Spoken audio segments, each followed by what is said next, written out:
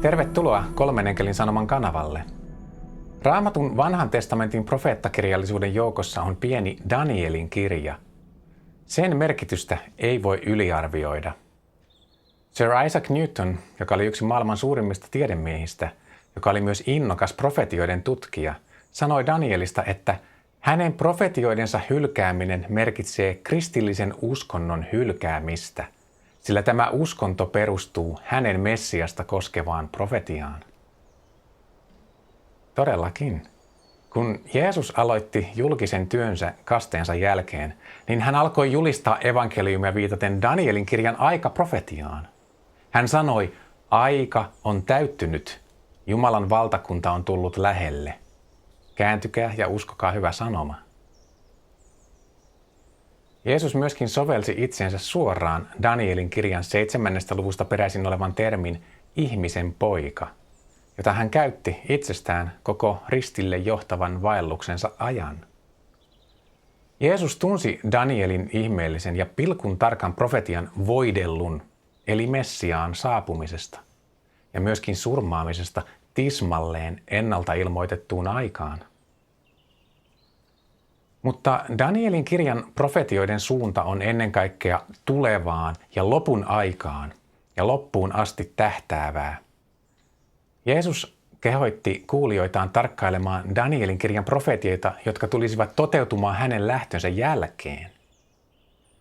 Vapahtajamme selitti Danielin ennustaman hävityksen kauhistuksen tai turmion iljetyksen merkitsevän sitä, että Rooman sotajoukot tulisivat tuhoamaan Jerusalemin pyhäkön. Ja tämän kaiken Jeesus mielenkiintoisella tavalla kytki ennustukseensa koko maailmanajan lopusta. Danielin kirjan merkitys siis vain kasvaa, mitä lähemmäksi ajan loppua tulemme. Se muodostaa ilmestyskirjan kanssa erottamattoman parivaljakon. Yhdessä nämä Raamatun apokalyptiset sisaruskirjat muodostavat sen profeetallisen ilmoituksen, mikä on elintärkeää ymmärtää nyt maailman historian viimeisissä koitoksissa. Uusi testamentti lainaa tai viittaa Danielin kirjaan kymmeniä kertoja, joista ilmestyskirjassa tällaisia viittauksia on 50. Paavalin ennustukset luopumuksesta ja antikristillisestä laittomuuden ihmisestä siellä toisessa tessalonikalaiskirjeessä, niin ne perustuvat Danielin profetioihin pienestä sarvesta. Me emme yksinkertaisesti voi tunnistaa antikristusta, emmekä ilmestyskirjan petoa, jonka merkkiä tullaan vielä pakottamaan, ellemme tunne ja ymmärrä Danielin kirjan profetioita. Ja juuri tämän takia tässä sarjassa paneudumme huolella Danielin kirjan profetioihin. Tässä osassa katsomme nyt sen ensimmäistä näkyä, joka on kaikkien apokalyptisten profetioiden oikea perusnäky. Se on maailmanhistorian kulkua hahmottelevien ennustuksen oikea prototyyppi, josta on kaikki turha karsittu pois. Se esittää ihmiskunnan kohtalon tien, maailmanvaltojen nousun ja tuhon, tulevan historian aina Danielin ajan Babylonista Jumalan perustamaan ikuiseen valtakuntaan saakka. Ja se tekee kaiken tämän yksinkertaisella, nerokkaan selkeällä ja vakuuttavalla tavalla. Jopa niin vakuuttavalla, että monet ovat tulleet uskoon tämän ihmeellisen profetian todistusvoiman perusteella. Nimittäin kaiken tämän meille paljastaa ennalta tietämyksessään kaikki näkevä taivaan Jumala. Daniel sanoo Babylonian kuninkaalle luvun 2 jakeessa 29 seuraavaa. Kun sinä, kuningas, olit vuoteessasi, mieleesi nousi ajatus, mitä tapahtuisi tulevaisuudessa. Hän, joka paljastaa salaisuudet, ilmoitti sinulle, mitä on tapahtuva. Ja niin todellakin suuri Jumala ilmoitti kuninkaalle, näytti unessa kuningas Nebukadnessarille, mitä tulevaisuudessa tapahtuu. Ja Daniel sai Jumalalta myös sen unen selityksen. Ja siitä hän sanoi, tämä uni on tosi ja sen selitys luotettava. Me katsomme nyt tähän Nebukadnessarin näkemään uneen kuvapatsaasta, joka paljastaa tulevat tapahtumat aina Kristuksen saapumiseen saakka. Tämä näky on siis perustus Raamatun kaikille tulevaisuusprofetioille. Se on perustus kaikille petoja ja sarvia ja erikoista symboliikkaa sisältäville ennustuksille ja aikaprofetioille. Ja tämän näyn avulla voidaan näitä ennustuksia ymmärtää oikein. Ja Danielin kirjan muut profetiat vain laajentavat sitä ja antavat lisää yksityiskohtia moniin kriittisen tärkeisiin kysymyksiin. Ja ilmestyskirjan petoprofetiat rakentuvat täysin Danielin kirjan profetioille. Danielin kirjan edetessä suurennuslasin alle kohdistuu yhä enemmän lopun aikaa koskevat tapahtumat. Jopa siinä määrin, että kirjan viimeisessä luvussa enkeli sanoi, että kirja lukittaisiin ja sinetöitäisiin lopun aikaan asti. Daniel halusi ymmärtää näkemänsä näyt, ja häntä kiinnosti, miten kaikki tulisi päättymään. Mutta viimeisiä tapahtumia koskevat asiat tulisivat aukeamaan vasta Jumalan määräämän ajan jälkeen, jolloin ymmärrys lisääntyisi ja Jumala avaisi sen niille, jotka sitä tutkivat. Ilmestyskirjan profetioiden perusteella me tiedämme, että me elämme nyt aikaa, jolloin Danielin kirja ei enää ole lukittu, vaan se on avoin kirjakäärö, jota meidän tulee tutkia ja ymmärtää. Ei vain osittain, vaan kokonaan. Hiljennytään rukoukseen. Rakas, pyhä taivaan Isä, me kiitämme sinua. Sinä olet kaikki tietävä ja sinä olet rakkaudessasi ilmoittanut palvelijoillesi profeetoille myös tulevat asiat. Kiitos, että sinä et salaa meiltä mitään, mitä meidän tulisi ymmärtää, jotta voisimme kulkea sinun viitoittamaasi tietä ja pelastua. Me haluamme pyytää nyt erityistä viisautta ja pyhän henkesi voitelua ja johdatusta, jotta voimme ymmärtää oikein ja vastaanottaa Danielin kirjan 2. luvun ihmeellisen näyn, jossa sinä olet paljastanut tulevat tapahtumat. Auta meitä ymmärtämään se selvästi, jotta voisimme rakentaa profeetallisen sanasi varmalle pohjalle myös muiden profetioiden ilmoittamat totuudet. Tätä pyydämme rakkaan poikasi Jeesuksen nimessä. Amen. Danielin kirjan 2. luku kertoo, että Babylonian kuningas Nebukadnessar hallitsi valtakuntaa vasta 2 vuotta, kun hän näki unia, joista hän tuli niin levottomaksi, ettei pystynyt nukkumaan. Häntä vaivasi kovasti erityisesti yksi uni, joka tuntui todella ihmeelliseltä ja merkitykselliseltä. Hän tahtoi saada siihen selityksen, mutta se unikin oli vähän hämärän peitossa, eikä hän pystynyt kunnolla muistamaan kaikkia sen yksityiskohtia. Mutta hän tiesi, että jotain tärkeää hän oli nähnyt. Niinpä kuningas sitten käski kutsua kaikki viisaat tietäjät, kaikki ne kaldealaisten manaajat ja noidat ja ennustelijat sieltä Kaldean valtakunnasta, jotta nämä voisivat selittää unen hänelle. Niinpä nämä tietäjät ja ennustelijat astuivat kuninkaan eteen varmoina siitä, että kyllähän he nyt aina jonkun selityksen pystyvät laatimaan. Keksitään joku oikein mairitteleva tulkinta unelle, niin kuningas vielä palkitsee meidät hyvin siitä. Mutta kun nämä kaldealaiset sitten odottivat kuninkaan kertovan heille sen unen, niin he tyrmistyivät, kun kuningas esittikin sellaisen vaatimuksen, jota ei kuuna päivänä ollut kukaan aiemmin pyytänyt. Hän käski ilmoittamaan, ei pelkästään unen selityksen, vaan myös sen koko unen, jonka hän oli nähnyt. Millään ei kukaan saanut kuninkaalta ensin unta tietoonsa sepitelläkseen siihen sitten tulkintoja. Nyt tuli hätä käteen, koska kuningas saisi kohta selville, minkälaisia puoskareita nämä enteiden selittäjät olivat, kun jokainen tulisi sitten vuorollaan esittämään aivan erilaisen unen selityksineen. Niin kovasti kuningas tahtoi saada luotettavan selityksen unelleen, että hän antoi peruuttamattoman käskyn, että elleivät he ilmoita hänelle sekä unta että sen selitystä, niin kaikkia heitä kohtaisi tuomio. Heidät hakataan kappaleiksi ja heidän talot tehdään soraläjiksi. Näinpä sitten kaikki Baabelin viisaat saivat kuolevan tuomion, koska kuninkaan vaatimus oli kerrassaan mahdoton.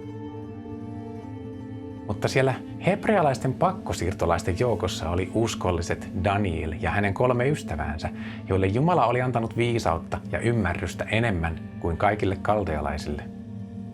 Heidätkin luettiin näiden viisaiden joukkoon. joten se ukaasi, jonka kuningas oli vihoissaan antanut, niin se koski heitäkin. Kun Daniel sai sitten kuulla tästä asiasta, niin hän heti pyysi audienssia kuninkaan eteen. Kuninkaan henkivartijoiden päällikkö vei asian eteenpäin ja Daniel kehoitti ystäviään sitten rukoilemaan Jumalalta armoa tämän salatun asian suhteen niin, että hän voisi ilmoittaa unen ja sen selityksen kuninkaalle, eikä kenenkään tarvitsisi kuolla. Ja niin Raamattu kertoo, että tämä salaisuus ilmoitettiin Danielille yöllisessä näyssä. Hän sai katsella sitä samaa ihmeellistä näkyä, joka oli tehnyt niin suuren vaikutuksen kuningas Nebukadnessarin mieleen. Eikä Jumala näyttänyt pelkästään tuota näkyä Danielille, vaan hän ilmoitti myös sen selityksen. Silloin Daniel kiitti Jumalaa näillä sanoilla. Olkoon Jumalan nimi siunattu ikuisuudesta ikuisuuteen, sillä hänen on viisaus ja voima. Hän muuttaa ajat ja hetket. Hän syöksee kuninkaat vallasta ja nostaa kuninkaat valtaan. Hän antaa viisaille viisauden ja ymmärtäväisille ymmärryksen. Hän paljastaa syvät ja salatut asiat.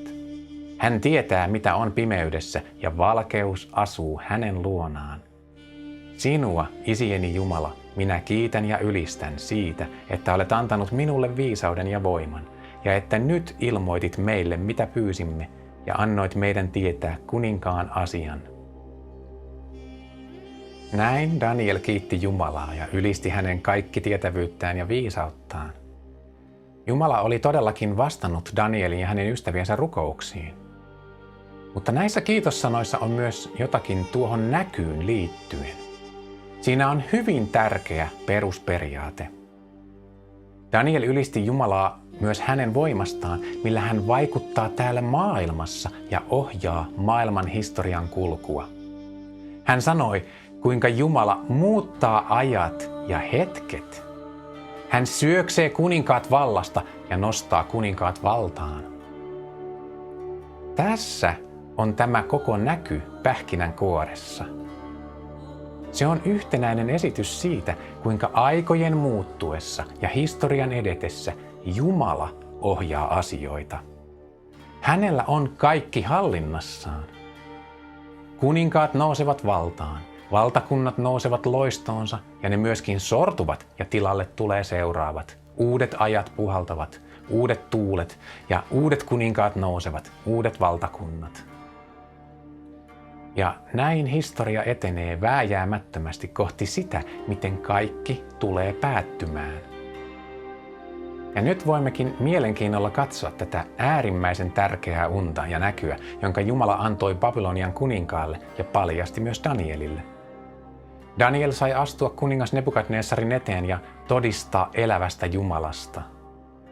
Babylonian astrologiaan kytketyt mysteerijumalat joutuivat nyt häpeään, kun yksikään kaldealaisten viisaista ei saanut tätä salaisuutta selville.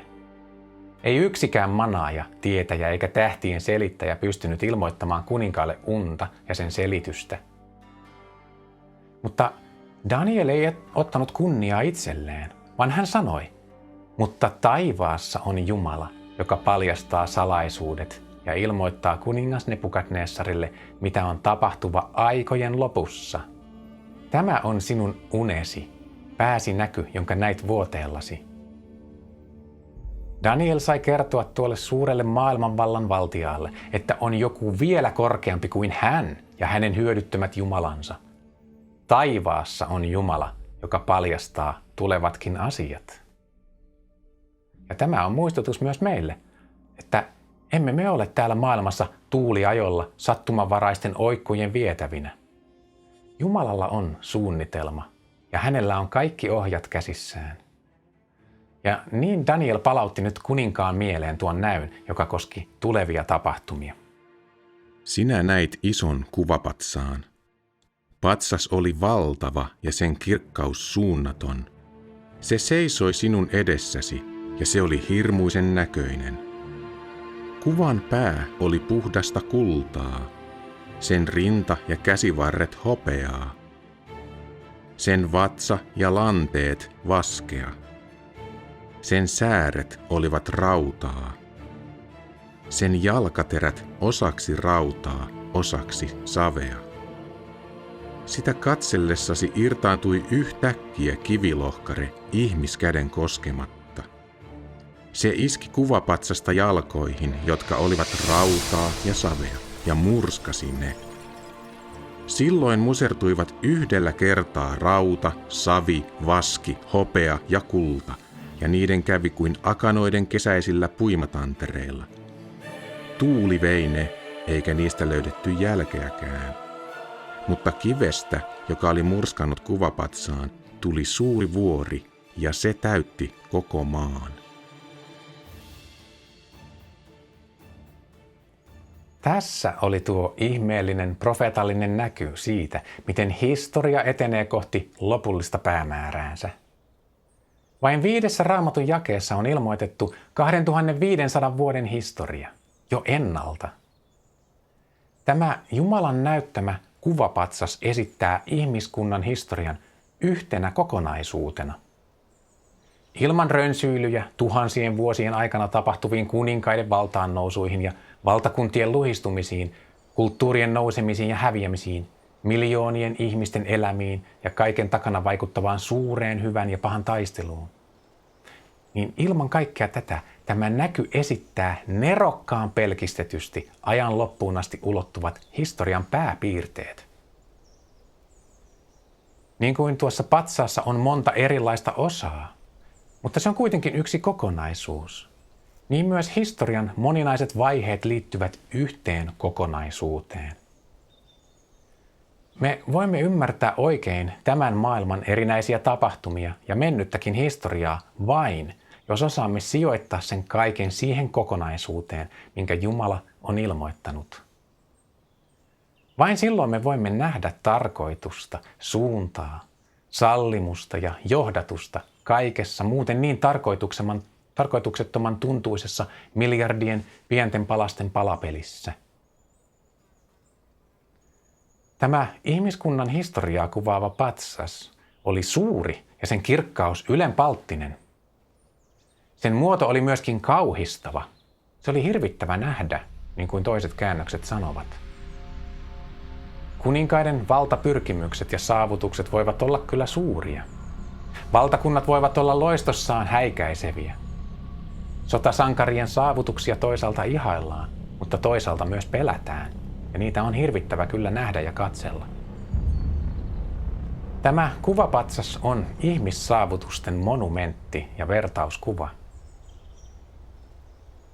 Mutta profetia paljastaa, että niin monesta osasta kuin se koostuukin, niin se kaikki tulee kerralla sortumaan, eikä mistään sen osista jää jälkeäkään. Niillä kaikilla on ajasta riippumatta ollut se sama Jumalaa uhmaava asenne, sama mieli ja samat pyrkimykset yliherruuteen, itseään korottaen, Jumalaa vastustaen. Tuon hirmuisen patsaan eri metallit ja materiaalit kertovat loiston ja vaurauden tavoittelusta. Mutta samalla ne kertovat ihmiskunnan kokonaiskehityksen olevan taantuvaa. Kulta, hopea, vaski eli pronssi, rauta ja lopulta savi rautaan sekoitettuna. Suuntahan on selvästi kalliimmasta halvempaan ja myöskin pehmeämmästä kovempaan.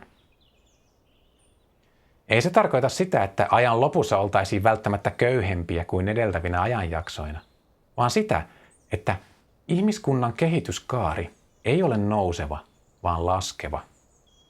Me menemme vääjäämättä paremmasta huonompaan, kun ajattelemme ihmiskunnan moraalista ja siveellistä tilaa. Totta kai historiassa on ollut erilaisia vaiheita, siellä on nousuja ja laskuja, mutta kokonaiskehitys on taantuvaa. Viimeiset 2000 vuotta meille on loistanut Kristuksen, Jumalan pojan tuntemisen valo kirkkaasti uuden liiton todellisuudessa. Mutta onko ihmiskunta vastaanottanut Kristuksessa saatavilla olevat siunaukset ja kasvanut luonteen puhtaudessa ja pyhyydessä? Historia todistaa oikeaksi kuvapatsaan materiaalien halpenemisen. Ihmiskunta on kokonaisuutena tiellä, joka johtaa vain sydämen kovenemiseen, sen sijaan, että Pyhä Henki saisi pehmittää sitä. Ihmiskunnan loistoa, voimaa ja määränpäätä kuvaava suuri kuvapatsas seisoi raudan ja saven sekaisilla jaloilla. Ihmiskunnan perustukset itsessään ovat hyvin hauraalla pohjalla. Ja siksi se tulee täydellisesti särkymään, kun kivi osuu sinne jalkoihin. Ja sen tilalle tulee silloin jotakin pysyvää. Siihen tulee vuori, joka täyttää koko maan. Me huomaamme, että jo pelkästä kuvapatsasta voi saada paljon tärkeitä opetuksia. Mutta Jumala paljasti Danielille myöskin kuvapatsasnäyn tarkemman selityksen ja sen eri osien yksityiskohtaisemman merkityksen. Kun Daniel oli kertonut unen kuninkaalle, hän ilmoitti sen jälkeen myös sen selityksen. Sinä, kuningas, olet kuninkaiden kuningas, jolle taivaan Jumala on antanut vallan, voiman, väkevyyden ja kunnian. Hän on antanut sinun käteesi ihmiset, missä ikinä heitä asuu, ja myös kedon eläimet ja taivaan linnut. Hän on asettanut sinut kaikkien niiden valtiaaksi. Sinä olet se kultainen pää. Mutta sinun jälkeesi nousee toinen valtakunta, joka on halpa-arvoisempi kuin sinun. Ja sitten kolmas valtakunta. Se on vaskea, ja se hallitsee koko maata. Vielä on tuleva neljäs valtakunta, luja kuin rauta. Niin kuin rauta musertaa ja särkee kaiken, niin kuin rauta murskaa, niin sekin musertaa ja murskaa kaikki nuo toiset. Se, että näit jalkaterien ja varpaiden olevan osittain savenvalajan savea, osittain rautaa, merkitsee, että se on jakautunut valtakunta. Kuitenkin siinä tulee olemaan myös raudan lujuutta, niin kuin sinä näit rautaa ruukkusaven seassa. Se taas, että jalkojen varpaat olivat osaksi rautaa, osaksi savea, merkitsee, että osa siitä valtakunnasta on luja, osa hauras. Se, että näit ruukkusaven seassa rautaa, merkitsee, että vaikka ne sekaantuvat toisiinsa ihmissiemenellä, ne eivät liity lujasti toisiinsa, niin kuin ei rautakaan sekoitu saveen. Mutta noiden kuninkaiden päivinä on taivaan Jumala pystyttävä valtakunnan, joka ei ikinä tuhoudu ja jota ei luovuteta millekään muulle kansalle. Se murskaa kaikki nuo muut valtakunnat ja tekee niistä lopun, mutta itse se pysyy ikuisesti. Niin kuin sinä näit, kivilohkare irtaantui vuoresta käsin koskematta ja murskasi raudan, vasken, saven, hopean ja kullan. Suuri Jumala on ilmoittanut kuninkaalle, mitä tulevaisuudessa tapahtuu. Tämä uni on tosi ja sen selitys luotettava.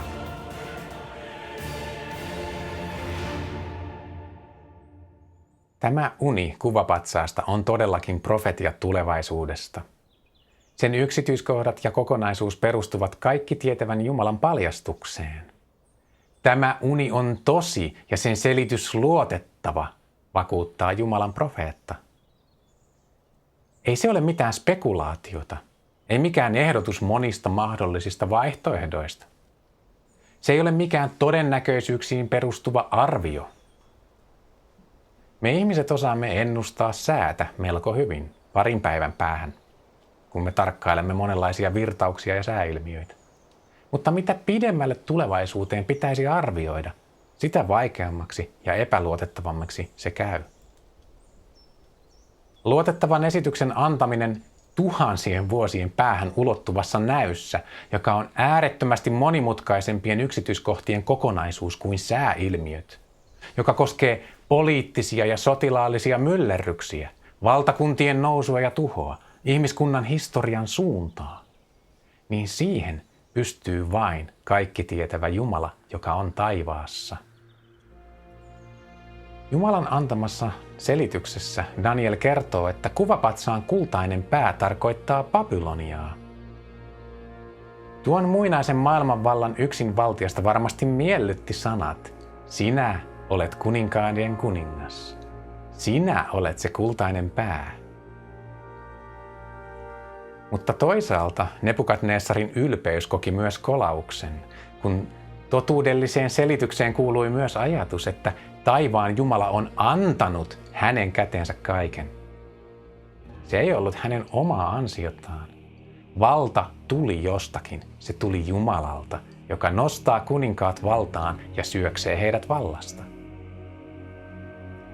Nebukadnessaria ei myöskään miellyttänyt ajatus, että hänen valtansa tulisi päättymään ja maata tulisi hallitsemaan toinen valtakunta, vaikka se olisikin halpa-arvoisempi.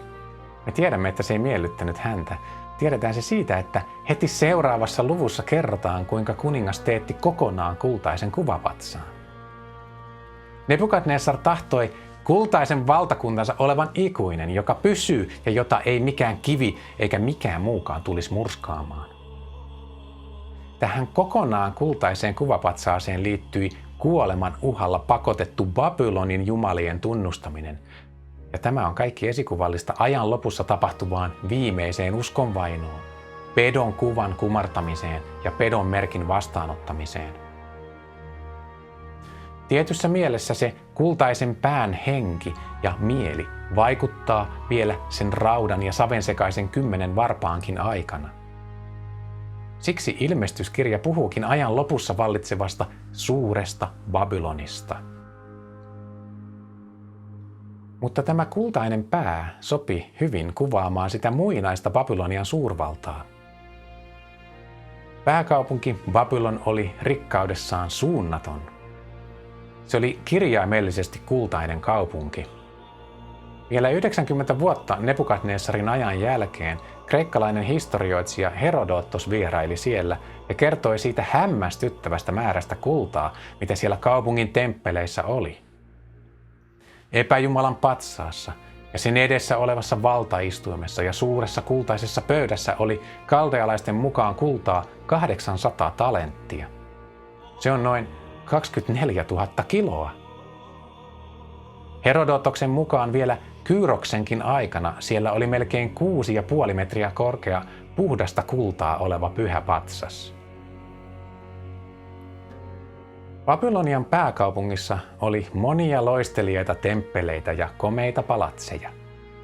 Kadut olivat leveitä ja kaikki oli mahtavan muurin suojassa.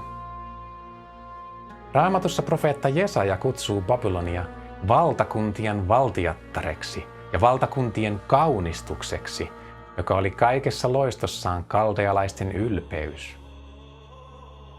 Babylonian vaikutus muihin kansoihin oli valtava.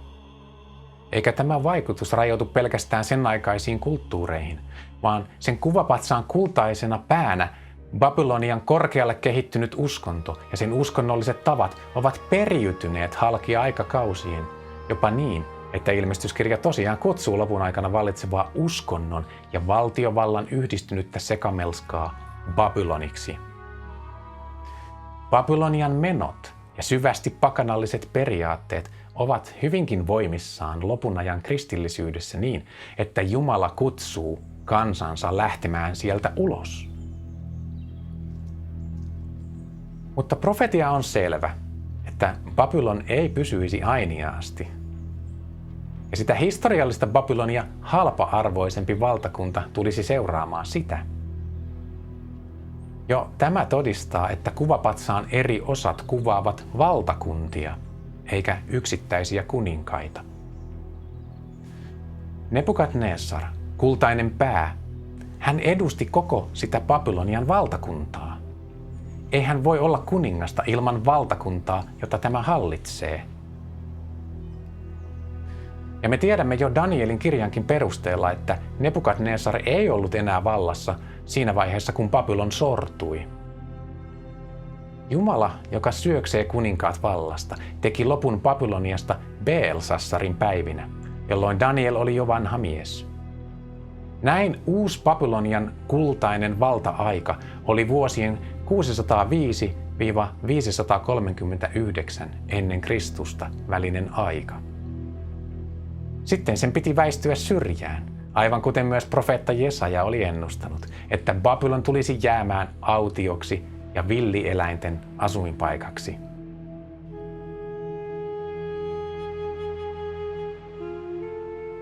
Jumalan profeetallisessa kalenterissa oli tullut nyt hopeisen rinnan ja käsivarsien aika. Belsassar ei välittänyt niistä taivaan Jumalan antamista todisteista, joita Nebukadnessarin aikana oli tapahtunut. Näin Belsassar punnittiin ja köykäiseksi havaittiin. Danielin kautta Belsassarille tuli Jumalan sana. Sinun valtakuntasi on jaettu ja annettu meedialaisille ja persialaisille. Näin Danielin vuosikymmeniä aiemmin selittämän Nebukadnessarin unen toinen vaihe toteutui jo Danielin elinaikana. Ja miten osuvasti kuvapatsaan 2 käsivartta kuvaakin tätä Median ja Persian kaksoisvaltakuntaa. Babylonia sortui persialaisen Kooreksen käsiin. Silloin tämä Akhaimenidien valtakunta nousi hallitsevaksi maailmanvallaksi. Danielin kirjan 6. luku kertoo, että medialainen Darejaves, tai Dareios toisten käännösten mukaan, sai haltuunsa valtakunnan. Ja siksi jotkut ovat arvelleet, että Media ja Persia pitäisi laskea erikseen omina valtakuntinaan kuvapatsaan osiksi. Mutta historia ei tunne, että Babylonia olisi seurannut mikään Median maailmanvalta. Ei sellaista ole ollut, vaan historia tuntee Median ja Persian kaksoisvaltakunnan. Danielin 8. luvun rinnakkaisnäky nimenomaisesti esittää Median ja Persian kuninkaat yhtenä kokonaisuutena. Siinä yhteydessä niitä symboloidaan kaksisarvisina pässinä. Eli Raamatun profetioiden lisäksi myös toteutunut historia kertoo meille selvästi, mikä tämä hopeinen valtakunta on.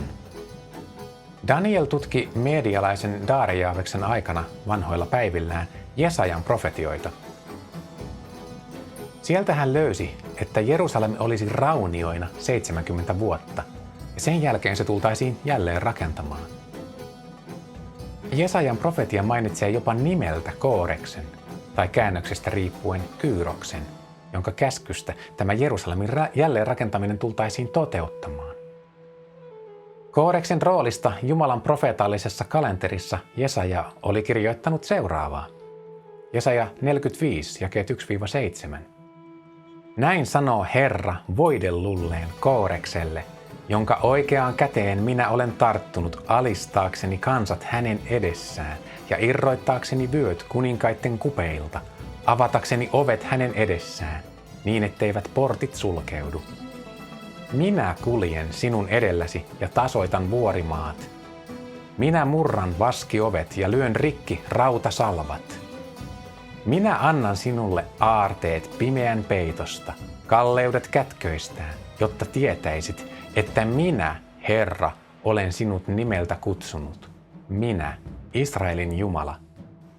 Palvelijani Jaakobin ja valittuni Israelin tähden minä kutsuin sinut nimeltä ja annoin sinulle kunnianimen, vaikka sinä et minua tuntenut.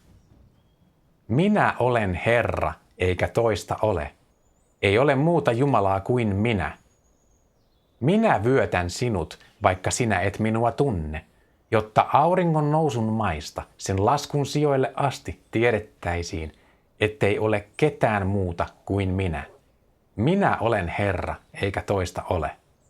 Minä, joka teen valon ja luon pimeyden, joka tuotan onnen ja luon onnettomuuden.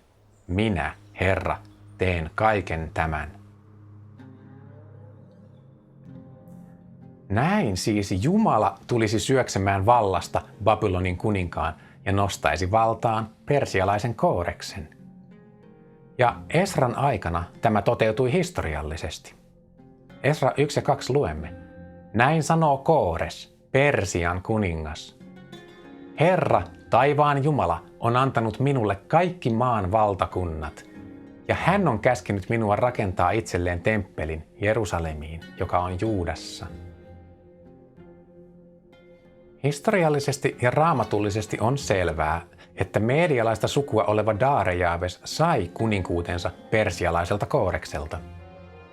Ja Esran kirja puolestaan kutsuu medialaista Darejavesta Persian kuninkaaksi Kooreksen ohella.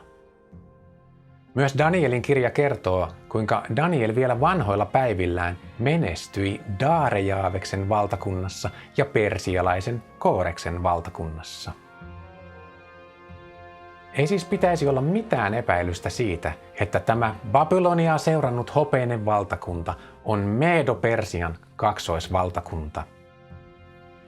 Tämä Akhaimenidien maailmanvalta-aika oli vuodesta 539 vuoteen 331 ennen Kristusta. Sen valtakunnassa hopeaa käytettiin arvo- ja vaihtovälineenä. Medo-Persia tuli tunnetuksi siitä, että se perusti valtansa rahaan, joka kerättiin laajan vero- ja tietullijärjestelmän kautta. Ei se Medo-Persia ollut Babylonia vähäarvoisempi sotilasmahtina. Sehän valloitti Babylonin. Ja siitä myöskin tuli kooltaan huomattavasti suurempi, kuin Kyroksen poika Kambyses jatkoi niitä valloituksia.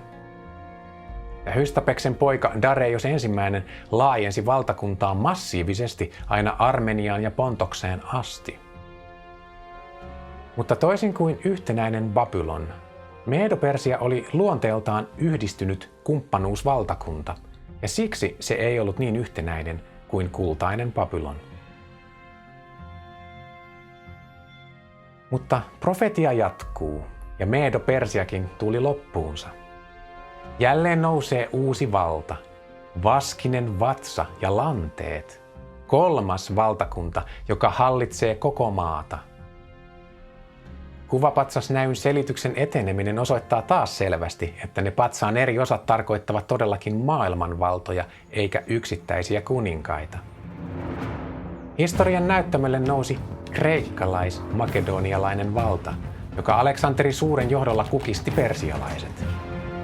Vuonna 331 ennen Kristusta Aleksanteri voitti Persian kuningas Dareius III Gaugamelan taistelussa, jonka jälkeen makedonialaiset valtasivat Arbelan ja Persian rikkaimman alueen Babylonian.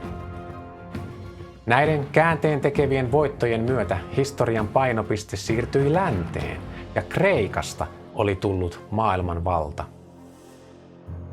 Vaski eli pronssi sopii metallina erinomaisesti kuvaamaan kreikkalais-makedonialaista valtakuntaa.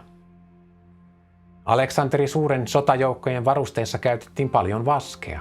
Sitä oli miekoissa, sotakirveissä ja nuolien sekä keihäitten kärjissä. Vanhan ajan kreikkalaiset historioitsijat kirjoittivat vaskijakkuisista kreikkalaisista. Pronssia käytettiin hellenistisessä maailmassa laajasti taiteissa. Se korvasi marmorin tuhansissa patsaissa ja veistoksissa kestävämpänä ja kiiltävämpänä materiaalina, jota oli parempi työstää. Siihen oli helpompi tehdä realistisia yksityiskohtia. Näitä pronssisia patsaita, muotokuvia, reliefejä, veistoksia ja Jumalan kuvia on säilynyt meidän aikaamme verrattain vähän. Ja se antaa sen vaikutelman, että marmori olisi ollut yleisempi materiaali. Vaikka Aleksanteri Suuren valloittamat alueet olivat hyvin laajat, niin ei kuitenkaan voida puhua kirjaimellisesta koko maaplaneetan hallitsemisesta, eikä edes koko silloisen tunnetun maailman valloittamisesta. Taisteluita ja kaupankäyntiä käytiin silloisenkin valtakunnan ulkopuolella olevien kansojen kanssa. Mutta Danielin 2. luvun kuvapatsaan maailman vallat kaikki hallitsivat ja kontrolloivat Israelin aluetta. Aluetta, jossa tulevan Messiaan ja koko ihmiskunnan vapahtajan oli määrä syntyä. Ja kuvapatsaan vallat hallitsivat myöskin Kristuksen jälkeen niin sanotun kristityn maailman aluetta. Vaikka Aleksanteri Suuri oli antiikin maailman suurimpia sotapäälliköitä, niin hänenkään maallinen loisto ja kunnia ei kauaa kestänyt. Tämä sankarikuningas kuoli vain 32-vuotiaana. Kreikan mahti säilytti ylivaltansa vuoteen 168 ennen Kristusta, jolloin Perseus kärsi tappion Pydnassa väkevää valtakuntaa vastaan. Ja mikä se valtakunta oli? Vielä on tuleva 4. valtakunta, luja kuin rauta. Niin kuin rauta musertaa ja särkee kaiken, niin kuin rauta murskaa, niin sekin musertaa ja murskaa kaikki nuo toiset. Tämä kuvaus sopii täydellisesti Rooman mahtiin. Rooman, jonka haltuun Makedonia ja koko Kreikan valtakunta päätyi. Monet tunnetut historioitsijat käyttävät aivan raamatullista kieltä kuvaillessaan Rooman murskaavaa voimaa rautaisine jalkoineen. Esimerkiksi 1700-luvulla elänyt Edward Gibbon kirjoitti Roomasta seuraavaa. Tasavallan aseistukset, toisinaan taistelussa päihitetyt, mutta aina voitokkaat sodassa, etenivät nopein askelin Eufratille, Tonavalle, Reinille ja Valtamerelle saakka. Ja kullan, hopean tai vasken kielikuvat, jotka voivat edustaa kansoja ja heidän kuninkaitaan, tulivat toisiaan seuraten murskatuiksi Rooman rautaisen valtakunnan toimesta. Roomassa alettiin käyttää rautaa jo kauan ennen sen maailmanvallaksi nousua. Mutta Rooman sotataktiikoiden lisäksi sen armeijoiden raudasta valmistettujen varusteiden ansiosta sen militaarivoima oli niin tehokas, että se lopulta alisti muut kansat valtansa alle. Taas Jumala oli muuttanut ajat ja hetket. Rooman rautaiset sääret nousivat valtaan, ja niin musertaen syöstiin vallasta sitä edeltäneet valtakunnat. Kaikki vanhan ajan historiateokset ja kansakoulujen oppikirjat tunnistavat, että 4 toisiaan seuraavaa maailmanvaltaa ovat olleet Uus-Babylonia, Medo-Persia, Kreikka ja Rooma. Jumalan ennalta antama kuvapatsas näky toisiaan seuraavista maailmanvalloista puhuu erehtymättömän varmaa ja vakuuttavaa kieltä. Ja historia vahvistaa tämän ihmeellisen profetian todeksi. Raudanlujan Rooman valtakunnan luonteen kuvaus on hämmästyttävän tarkka. Ja se, miten profetia jatkuu, tekee mahdottomaksi soveltaa 4. valtakuntaa mihinkään muuhun valtaan kuin Roomaan. Ensinnäkin, jotkut ovat koettaneet soveltaa 4. valtakuntaa Aleksanteri Suuren seuraajiin. Mutta Danielin 7. ja 8. lukujen rinnakkaisnäyssä Aleksanteri seuraajineen esitetään kuuluvan yhden ja saman vertauskuvallisen pedon piiriin. Niitä katsomme myöhemmissä jaksoissa. Mutta toiseksi, tätä katsomme nyt. Tämä toisen luvun kuvapatsas näky esittää, että se 4. valtakunta jakaantuu 10 osaan. Se, että näit jalkaterien ja varpaiden olevan osittain savenvalajan savea, osittain rautaa, merkitsee, että se on jakautunut valtakunta. Tämä 10 varpaan valtakunta ja aika tulee kestämään sitten aina siihen saakka, kunnes kivi tuhoaa koko kuvapatsaan ja Jumalan valtakunta perustetaan. Näyn maailmanvaltojen sarja päättyy siis 4. valtakuntaan, joka jakaantuu 10 osaan. Danielin 7. luku paljastaa tarkemmin, että 4. valtakunnasta nousee 10 kuningasta. Tämä on hyvin rohkea profetian yksityiskohta. Voimmekin kysyä, että miten historiassa on toteutunut tämä raudan ja saven sekainen, jalkaterien ja 10 varpaan aika. Keisari Konstantinus Suuri vauhditti Rooman imperiumin häviämistä siten, että vuonna 326 jälkeen Kristuksen hän jakoi valtakunnan 2 itäiseen ja läntiseen osaan. Sinne itäiseen osaan hän perusti uuden pääkaupungin.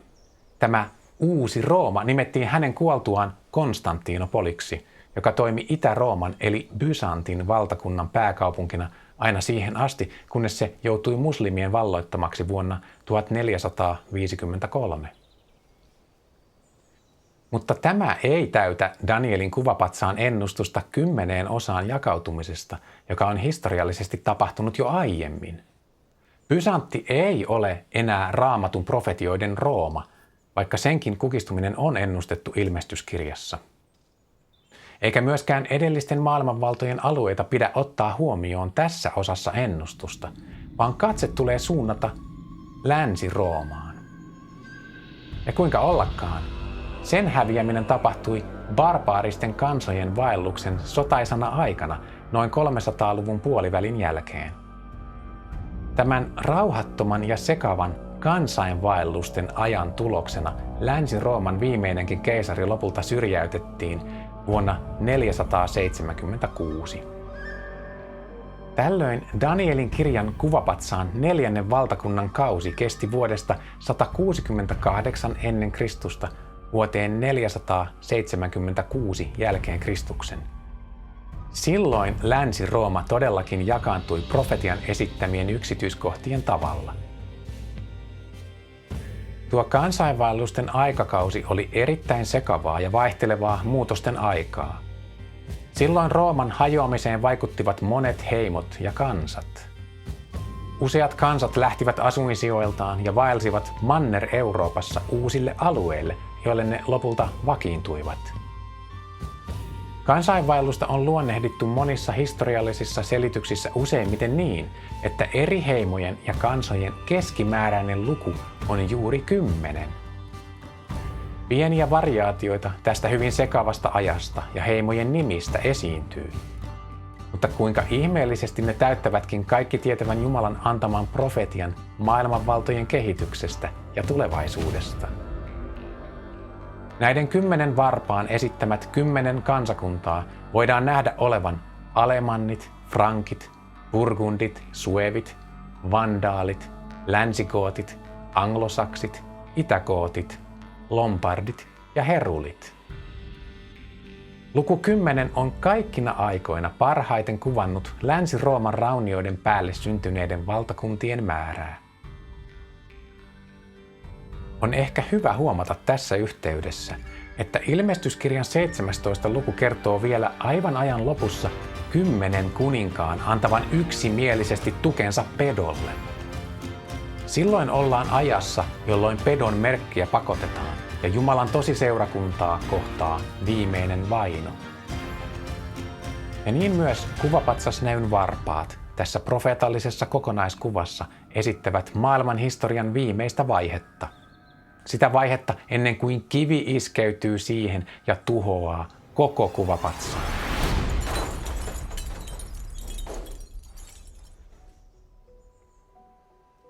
Vakavaa tässä, hyvät ystävät, on se, että me elämme tätä varpaiden aikaa juuri nyt. Voisi jopa sanoa, että me olemme edenneet maailmanhistoriassa siihen vaiheeseen, että olemme siellä varpaan kynsien välissä olevaa nöyhtää.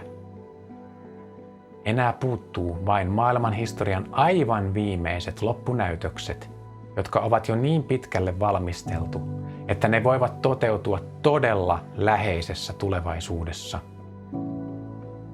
Ja tämä on vakavaa. Raamatun profetioiden valossa nämä hirmuiset loppunäytökset eivät edes voi olla kovin kaukana. Emme tässä asettele mitään päivämääriä Jeesuksen toiselle tulemukselle, mutta meidän täytyy tunnistaa, että siihen johtavat tapahtumat ovat käytännössä jo käsillä. Tämä Danielin profetia antaa näistä Euroopan valtakunnista myös yksityiskohtia, jotka varmistavat, että 10 varpaan ja 10 kuninkaan historia on todella Euroopan historiaa. Selitys kuului, että jalkaterät ja varpaat ovat osittain savenvalajan savea ja osittain rautaa. Se on jakautunut valtakunta.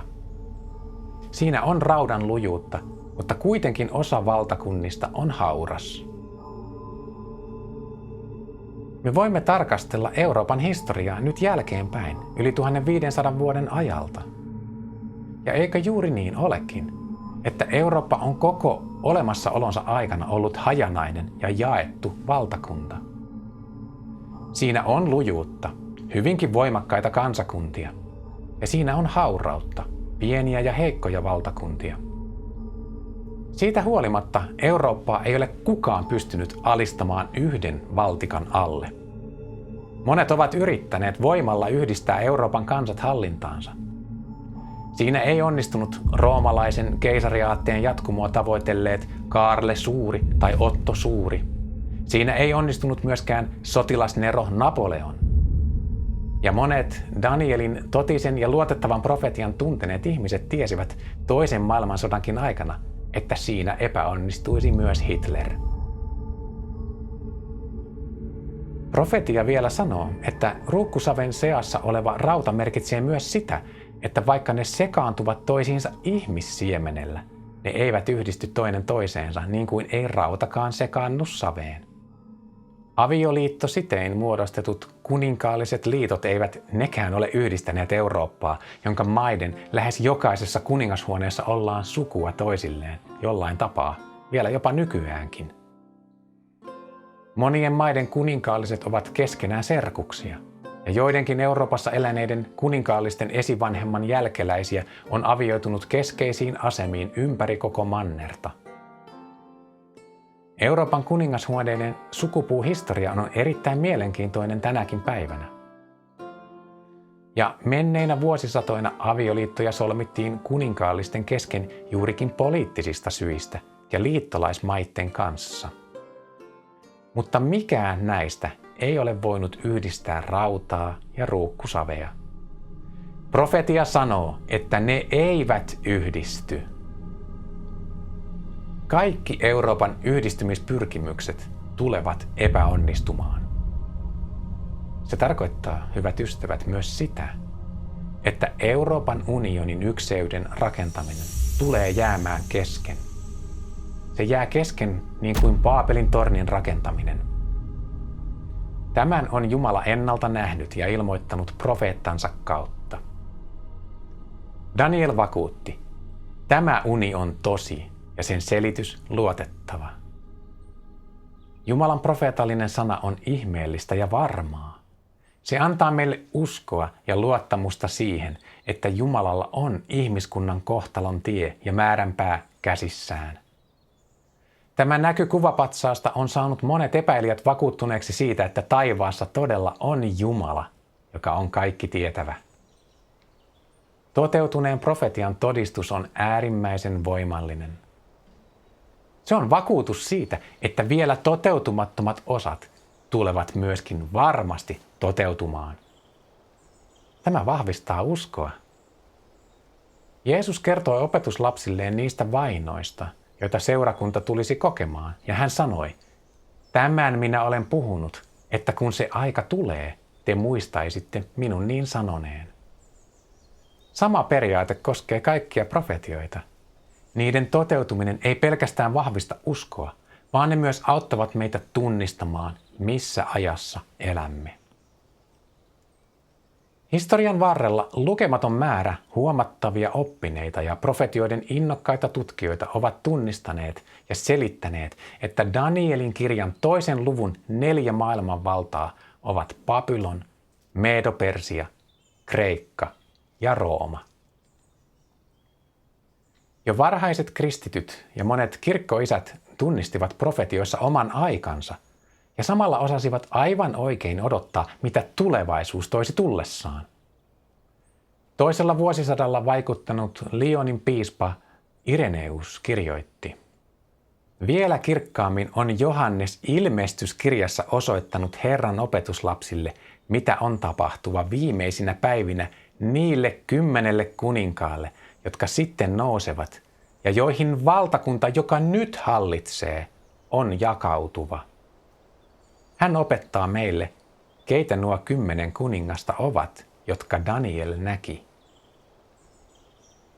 Ireneuksella oli hyvin selvä näkemys. Hän tiesi elävänsä kuvapatsaan rautaisten säärten, eli Rooman aikaa. Ja hän tiesi yli 200 vuotta ennen kansainvaelluksia ja Rooman häviötä, että Rooma, joka hänen aikanaan hallitsi, tulisi jakaantumaan 10 osaan. Tertullianus, joka on latinalaisen kirkon isä, ymmärsi Paavalin sanojen ja Danielin profetioiden yhteyden antikristillisestä laittomuuden ihmisestä, joka tulisi ilmestymään, kunhan vain poistuisi tieltä se, joka vielä on pidättämässä. Hän totesi, mitä muuta estettä on kuin Rooman valtakunta, jonka tieltä poistaminen sen 10 valtakuntaan jakautuessa on tuova esiin antikristuksen. Eli myös Tertullianus monien muiden joukossa tunnisti elävänsä Rooman valtakunnan aikaa, joka valtaa pitävien mielestä tulisi kestämään ikuisesti. mutta jonka kristityt tiesivät tulevan loppuunsa, ihan niin kuin Daniel oli ennustanut, jakaantumalla 10 osaan. Mitä enemmän tutkimme Raamatun profetioita, Danielin loppulukuja ja ilmestyskirjaa, sitä tärkeämmäksi tämä kuvapatsasnäyn merkitys nousee. Se tarjoaa meille todellakin Jumalan laatiman nerokkaan kokonaiskuvan ihmiskunnan kehityksestä, tämän maailman valtakunnista, jotka toimivat sielunvihollisen välikappaleena sodassa Kristusta vastaan, seurakuntaa vainoten. Me voimme helposti hukkua profetioiden värikkäiden kuvausten ja symbolien yksityiskohtien alle. Silloin kokonaiskuva hämärtyy. Meillä on suuri vaara kadottaa näkyvistä se, missä ajassa me elämme profeetallisesti. Meillä on suuri vaara olla täysin tietämättömiä myöskin siitä, mitkä ovatkin niitä sielunvihollisen välikappaleita tässä suuressa hyvän ja pahan välisessä taistelussa, jossa me jokainen olemme mukana. Silloin vaarana on liittyä vihollisen, antikristuksen riveihin. Jokaisen ihmisen sielun ikuisuus on vaakalaudalla tässä sodassa. Mutta tämä kuvapatsasnäky tarjoaa varman profeetallisen rungon kaikille lopun aikaa käsitteleville profetioille. Se selittää ja tukee Danielin kirjan 7. luvun rinnakkaisnäkyä, jota katsomme seuraavassa osassa. Sen avulla voidaan ymmärtää 8. lukua ja siitä eteenpäin aina kirjan loppuun asti. Tämä näky tarjoaa varman perustuksen myös ilmestyskirjan 12., 13. ja 17. lukujen seitsemänpäisten petojen ymmärtämiselle. Vain tämän kokonaiskuvan perusteella me voimme oikein ymmärtää ja tunnistaa Raamatun ilmoittaman antikristuksen sekä sen lopunajalliset yhteistyökumppanit. Näihin tulemme erityisesti perehtymään minisarjassa Ilmestyskirjan antikristus. Mutta tämä kuvapatsasuni ei pääty mihinkään synkkiin näkymiin. Se kertoo meille, miten kaikki tulee päättymään, nostamalla esiin vielä yhden valtakunnan, jolla ei ole loppua. Viimeisten kuninkaiden aikana yhtäkkiä kivilohkare irtaantui ja se iski kuvapatsaan hauraisiin, raudan ja saven sekaisiin jalkoihin. Silloin musertui ja murskaantui yhdellä kertaa koko kuvapatsas. Kaikki sen metallit ja materiaalit, savi, rauta, vaski, hopea ja kulta. Ja tämä kivi teki kaikesta siitä täydellisen lopun. Tuuli vei tämän ihmiskunnan loistavan rakennelman mennessään kuin akanat kesäisellä puimatantereella, eikä niistä enää löydetty jälkeäkään. Ja tästä kivestä tuli suuri vuori, joka täytti koko maan. Varma ja totinen profetia sanoo, että se murskaa kaikki nuo muut valtakunnat ja tekee niistä lopun, mutta itse se pysyy ikuisesti.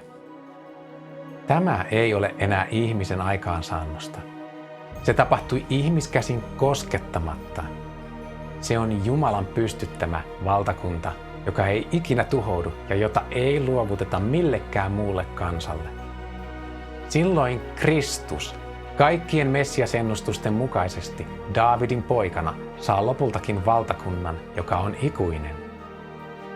Raamattu sanoo Matteuksen 25:31. Kun ihmisen poika tulee kirkkaudessaan kaikkien enkeliensä kanssa, hän istuutuu kirkkautensa valtaistuimelle. Jumala, joka muuttaa ajat ja hetket ja joka syöksee kuninkaat vallasta ja nostaa kuninkaat valtaan, nostaa silloin rakkaan ainutsyntyisen poikansa lopulliseen valtaansa. Kristus, synnin ja kuoleman voittaja, on silloin tämän maailman viimeinen voittaja. Hän on herrojen Herra ja kuninkaiden kuningas.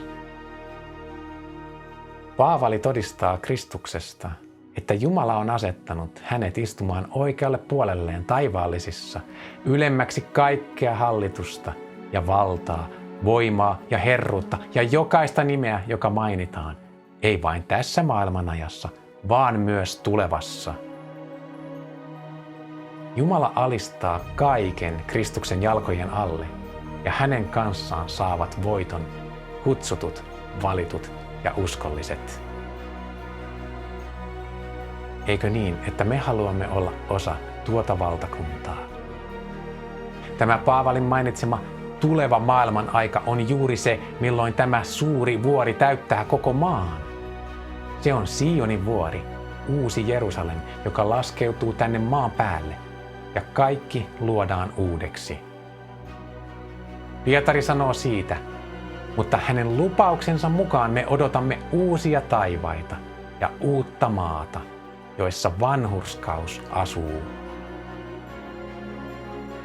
Saakoon Jumala johtaa, että me olisimme tuon valtakunnan kansalaisia jo nyt tässä ajassa, kun tämä kaikki on vielä profeetallisen, mutta varman lupauksen varassa. Että kerran ja profetioiden mukaan hyvinkin pian siirtyisimme uskomisesta näkemiseen. Jos meidän katse ja sydän kiinnittyy tähän maailmaan ja siihen, mitä nyt voimme vain konkreettisesti aistia, olkoon se kuinka loistavaa tahansa, niin me tulemme katoamaan tämän maailman mukana. Se kuvapatsas musertui kerralla. Tämäkin todistaa, että tämän maailman valtakunnat ja ihmissaavutukset ovat yksi kokonaisuus, jota hallitsee se Babylonian kultainen pää. Sillä on kaikkina aikoina yksi ja sama mieli ja Jumalaa vastustava pyrkimys. Ei ihme, että ilmestyskirja kutsuu lopunajallista uskonnollisuutta ja antikristillistä valtajärjestelmää suureksi Babyloniksi. Danielin kirja kertoo, että Nebukadnessar sen jälkeen kun Daniel oli ilmoittanut hänelle unen ja sen selityksen, heittäytyi kasvoilleen maahan kunnioitusta osoittaen. Tämä kultaisen pään edustaja, silloinen kuningasten kuningas, oli niin vaikuttunut, että hän palkitsi Danielin ruhtinaallisesti. Hän myöskin antoi kunnian Jumalalle. Jae 47 kertoo. Kuningas sanoi Danielille, teidän Jumalanne on todellakin jumalien Jumala ja kuninkaiden Herra, salaisuuksien paljastaja, sillä sinä olet pystynyt paljastamaan tämän salaisuuden. Kuitenkin tästä huolimatta hän teetätti kuvapatsaan, joka oli kokonaan kultainen. Tällä hän ilmaisi vastustavansa taivaan Jumalaa, joka muuttaa ajat ja hetket ja joka syöksee kuninkaat vallasta ja nostaa toiset heidän tilalleen. Hän tahtoi Babylonin olevan se valtakunta, joka pysyy ikuisesti ja jota ei anneta millekään muulle kansalle. Syvimmillään tämä paljastaa sielun vihollisen Jumalaa vastustavan suunnitelman. Saatana on tämän maailman ruhtinas. Hän on kaikkien ihmisvaltakuntien todellinen kuningas. Ja hän on pitänyt huolen siitä, että se Babylonin henki ja mieli on kulkenut halki aikakausien aina meidän päiviimme saakka. Nyt kun olemme profeetallisesti aivan ajan lopussa ja ikuisuuden kynnyksellä.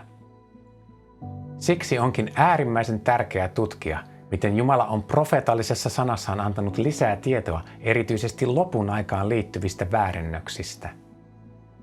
Seuraavassa osassa jatkamme Danielin kirjan 7. lukuun, joka kertoo äärimmäisen tärkeitä yksityiskohtia Euroopan 10 valtakunnan keskeltä nousevasta antikristillisestä vallasta.